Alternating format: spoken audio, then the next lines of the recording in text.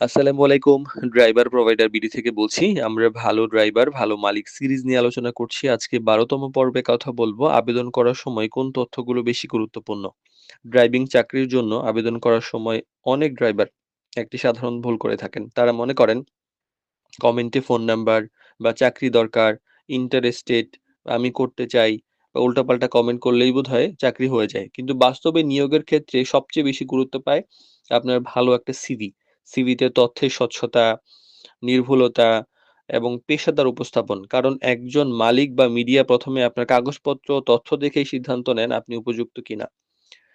এখন দেখি যে আসলে কি বেশি গুরুত্বপূর্ণ। ১ম হচ্ছে আপনার পরিচয়, আপনার আইডেন্টিটি।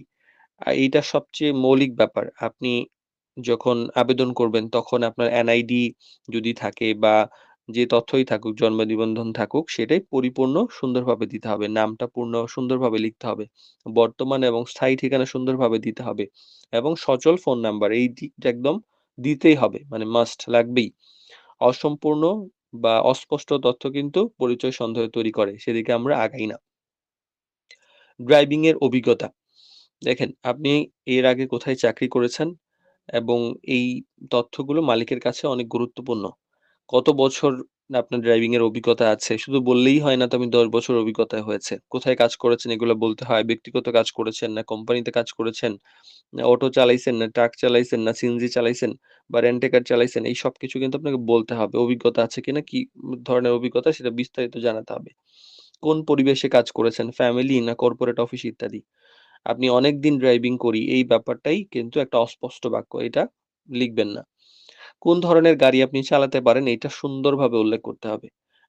আপনি সব গাড়িতে অভিজ্ঞ হবেন না এটাই স্বাভাবিক। কিন্তু গাড়ি দেখলেই বা ভালো সেলারি দেখলে আবেদন করে ফেলছেন এটা ঠিক না। আপনি যে ধরনের গাড়ি চালাইতে অভিজ্ঞ সেটা অবশ্যই উল্লেখ করবেন। প্রাইভেট কার আপনি চালাবেন নাকি মাইক্রোবাস নাকি জিপ নাকি অটোমেটিক ম্যানুয়াল আ আবার হাইব্রিড অনেক ব্যাপার-স্যাপার কিন্তু এখন গাড়িতে থাকে।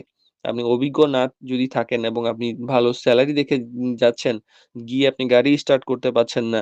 গিয়ে নতুন একটা গাড়িকে ক্ষতিগ্রস্ত করে দিয়ে আসছেন, এইটা কিন্তু কোনোভাবেই গ্রহণযোগ্য না। ড্রাইভিং লাইসেন্সের তথ্য। দেখেন ড্রাইভিং এর ক্ষেত্রে সবচেয়ে বড় বিষয় হচ্ছে লাইসেন্সের বৈধ একটা প্রমাণ থাকতে হবে। অবশ্যই লাইসেন্সের ধরন, মেয়াদ বৈধ আছে কিনা, কপি বা আপনার ছবি পরিষ্কার আছে কিনা। লাইসেন্সের তথ্য অস্পষ্ট থাকলে আবেদন সাধারণত অগ্রাধিকার পায় না। পূর্ববর্তী কাজের ইতিহাস সম্পর্কে আপনাকে ভালো করে জানাতে হবে।